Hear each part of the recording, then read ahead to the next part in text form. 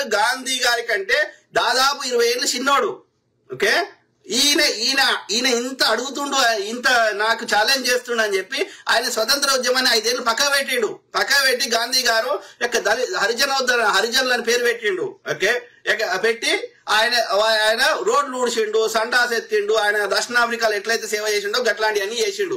చేస్తే ఈ మనువాదులు ఏమన్నారు, నువ్వు గిట్లా చేస్తే ఓకే మేము నీ స్వతంత్ర ఉద్యమానికే సహకరించామంటే నాకు ఈ స్వతంత్ర ఉద్యమమే మెయిన్ ప్రయారిటీ అని చెప్పి ఆయన మళ్ళీ దాని మీద ఫోకస్ చేసిండు. అది సమాజంలో ఉన్న రుగ్మత, ఈ వర్ణ వ్యవస్థను పెట్టి పెంచి పోషిస్తుంది నాటి నుంచి నేటి వరకు ఈ బ్రాహ్మణుడు. అది కాంగ్రెస్ పార్టీ దానికి అతీతం కాదు, కమ్యూనిస్ట్ పార్టీ అతీతం కాదు. కాబట్టి కాంగ్రెస్ లో ఉన్న వాళ్ళనో కమ్యూనిస్ట్ లో తిడితే సరిపోదు. సమాజంలో ఉన్న వ్యవస్థని పెంచి పోషిస్తే ఒక పార్టీకి అది అతీతం కాదు, అది ఎక్సెప్షన్ కాదు. అవునా కాదా? ఆ సమాజంలో ఉన్న రుగ్మతని రూపుమాపడానికి అందరం ట్రై చేస్తూనే ఉంటాం. అది నిరంతర ప్రక్రియ. ఇప్పుడు అంబేద్కర్ గారే రాసిరు, అంబేద్కర్ గారే దళితులను పొట్టు తిట్టిరు, పందికొక్కులు రాని తిట్టిరు. నేపాల్లో బహిరంగ సభ పెడితే ఎందుకు తిట్టిండు? మీకు బుద్ధి లేదురా అని చెప్పి తిట్టిండు ఆయన. కులం పోవాలని అంబేద్కర్ గారు కొట్లాడిరు, ఆయన పుస్తకాన్ని రాసిరు, శతవిధాలు ట్రై చేసిరు, అట్లా మస్తు మంది ట్రై చేసిరు. ఎందుకు ఎట్లా పోతుంది? పోవాలంటే నీకు కులం తెలియదు. కులం తెలియకుండా ఎట్లా ఏ సమాజంలో పెంచుతున్నాం? గుడికి పోతే తెలిసే, బడికి పోతే తెలిసే, అప్లికేషన్లు తెలిసే, ఇంట్లో చెప్పిరి మన కులం వాళ్ళకి వాడు ఇట్లా అన్నాడనే. ఈ కులం ఒక సేమ్ దళితులనే ఇప్పుడు మాలకి మాదిగలకి ఇలా గోడలు ఉండే, అలా మళ్ళీ ఉప కులాలు ఉండే, బయన్లో వేరే లెక్క ఉండే. ఇట్లా ప్రతి కులంలో ఈ లెక్క చిన్నప్పటి నుంచి పెంచి పోషించినాక ఆడికెళ్ళి పోతుందిరా కులం. కులం పోనప్పుడు సమన్యాయం అడుగుతాము, రిజర్వేషన్ అడుగుతాము, కులం పోకున్నా కుల వివక్ష పోవాలని కొట్లాడతాం. వాడు పెట్టినోడు వాడు దాని యొక్క పథకం ప్రకారం ఎట్లా పెంచి పోషిస్తున్నాడు అదే ఆలోచించాలి కదా.